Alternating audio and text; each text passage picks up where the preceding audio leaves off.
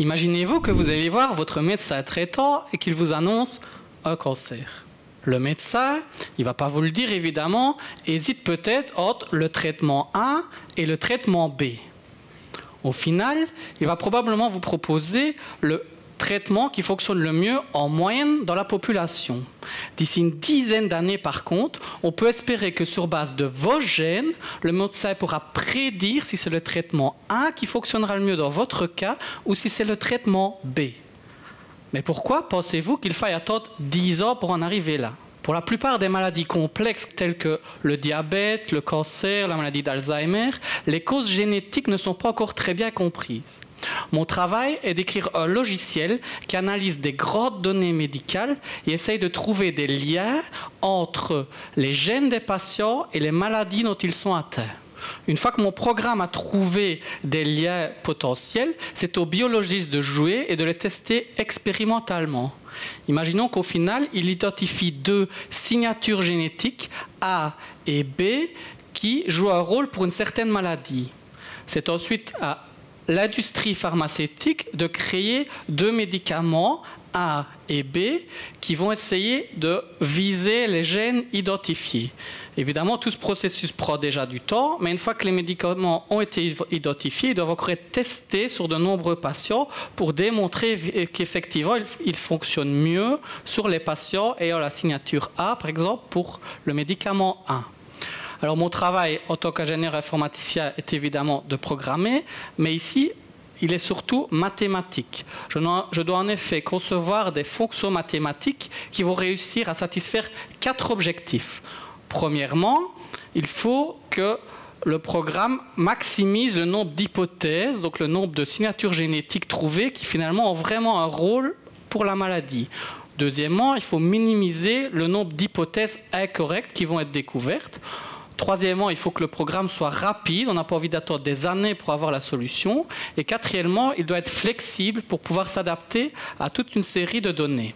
Alors, le fruit de mes réflexions a été que une méthode existante fonctionnait déjà bien pour 3 des 4 objectifs et son point faible était le temps de calcul. Ce que j'ai fait, c'est de remarquer que dans mon contexte, il y avait moyen d'éviter en fait 99,9% des calculs qui étaient effectués par cette méthode et en le rendant 1000 fois plus rapide, on pouvait maintenant analyser en un jour des grosses données qui sans cela auraient pris 3 ans.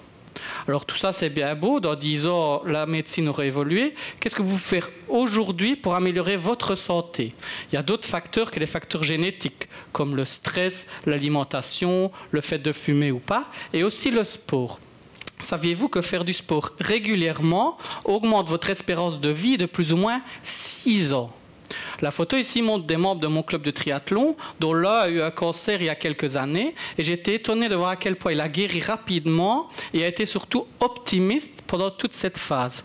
Cette personne deviendra peut-être même centenaire. Et on voit que ce qu'il faut retenir, c'est que avec le sport, ce n'est pas une solution miracle. Ça ne va pas augmenter votre vie à vous d'exactement 6 ans, mais ça va augmenter fortement vos chances de guérison si demain, vous deviez avoir une maladie grave. Alors faire du sport, c'est pas donné à tout le monde. Pourtant, moi, je n'ai pas toujours été comme ça.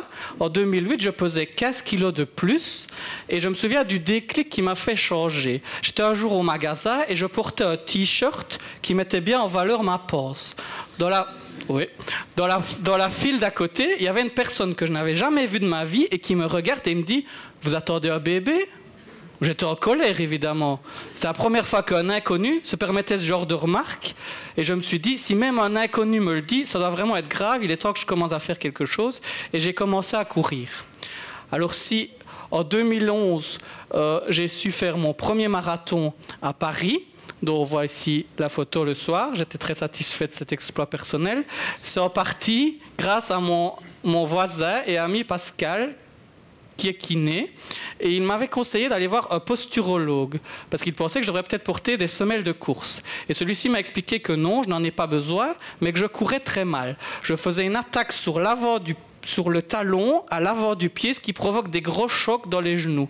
Il m'a dit que ce qu'il faut faire, en fait, c'est atterrir plutôt sur le milieu du pied, et ensuite se propulser vers l'avant en roulant. En faisant ça, on court plus naturellement, un peu comme quand on court pieds nus. Si vous voulez être convaincu définitivement, regardez un enfant courir. par exemple, à la plaine de jeu pour aller rapidement à un toboggan. Vous verrez que les pieds aussi ont tendance à faire ce mouvement-là et qui montent assez haut derrière le corps. Évidemment, il ne faut pas monter non plus trop haut, sinon on se fatiguerait. Alors, pour arriver à courir comme ça, moi, dans un premier temps, ce n'était pas naturel.